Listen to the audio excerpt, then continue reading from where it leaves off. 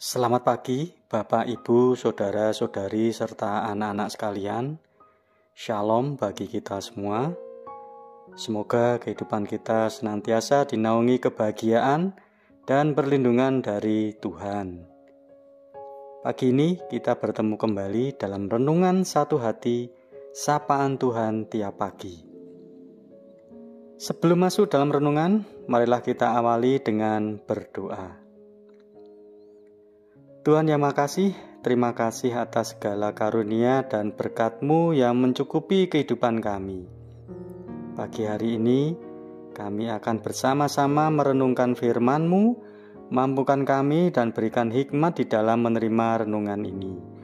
Dan biarlah firman-Mu pagi hari ini menguatkan iman dan fisik kami sebelum kami menjalani aktivitas maupun kegiatan kami pada hari ini. Terima kasih Tuhan. Amin. Bacaan yang melandasi renungan pada pagi hari ini diambil dari kitab Yosua 1 ayat 8-9 dan akan dibacakan oleh Vino, salah satu murid praremaja GKJ Condong Catur. Monggo Mas Vino.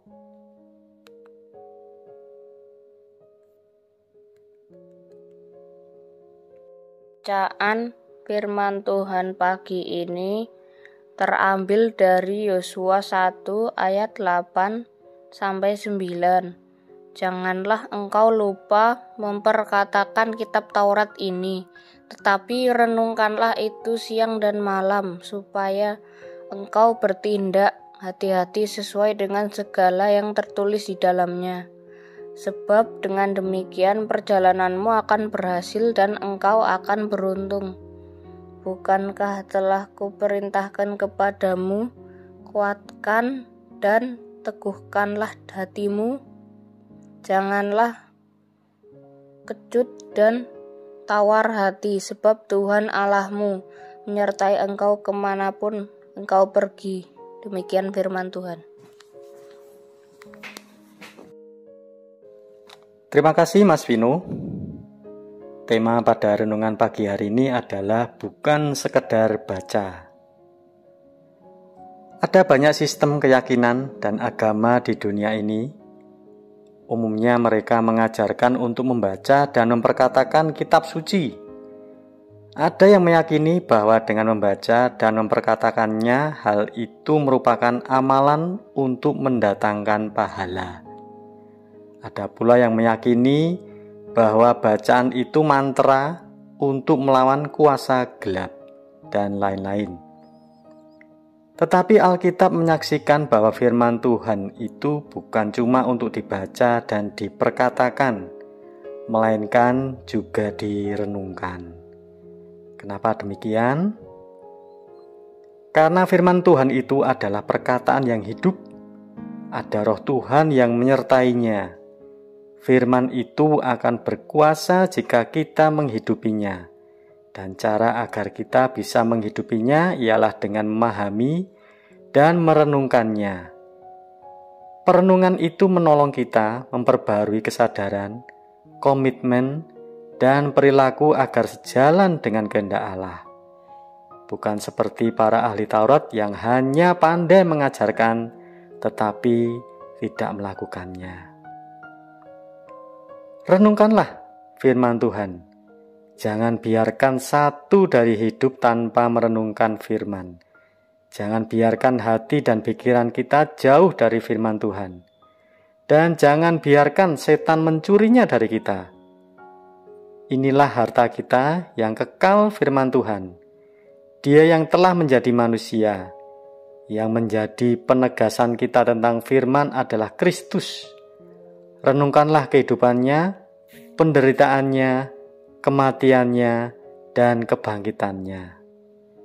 Namun, harap diingat Bapak Ibu, bahwa begitu banyak motif dari tujuan perenungan firman yang keliru, di mana tujuan firman bukan Tuhan, tetapi pemberian Tuhan.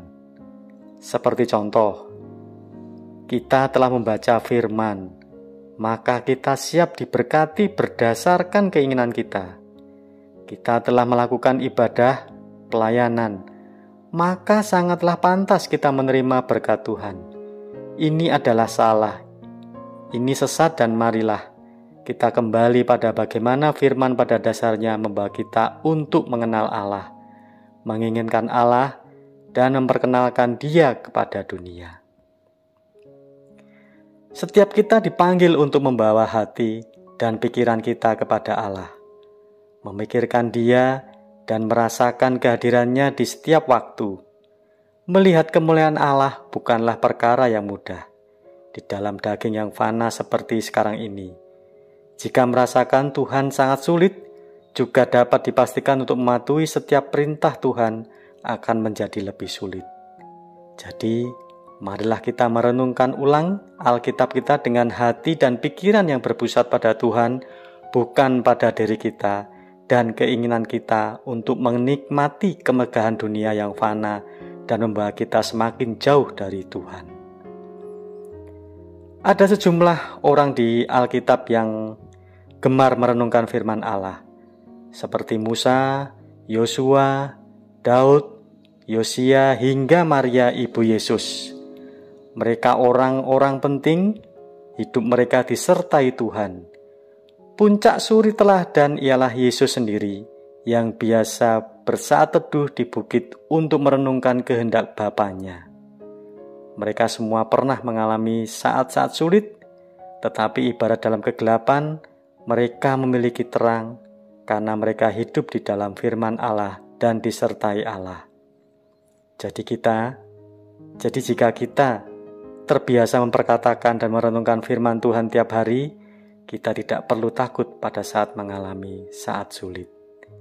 Pada bagian terakhir dari ayat yang menjadi pondasi perenungan kita kali ini, Allah sendiri menjelaskan kepada Yosua tujuan yang sejati dari merenungkan firman, yaitu agar kita hidup hati-hati dalam tindakan, hidup semakin membenci dosa, hidup untuk menyenangkan Tuhan dan senang bersamanya.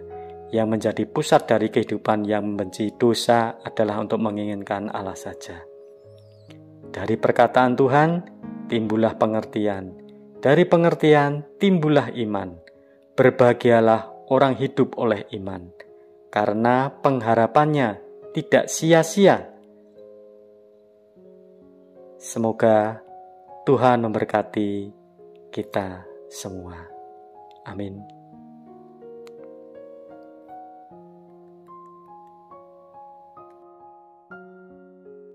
Mari kita tutup renungan pagi hari ini dengan berdoa.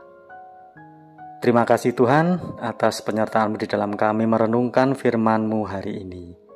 Mampukan kami untuk tidak hanya sekedar membaca dan memperkatakan kitab suci, namun biarlah ayat-ayat dalam firman-Mu menjadi pondasi perenungan kami, agar kami dipanggil untuk membawa hati dan pikiran kami kepadamu, memikirkan Tuhan dan merasakan kehadiran-Mu di setiap waktu. Selepas ini kami akan melaksanakan kegiatan kami sehari-hari, iringi dan pimpin kami, agar semua kegiatan kami penuh berkah dan anugerah. Terima kasih Tuhan. Amin.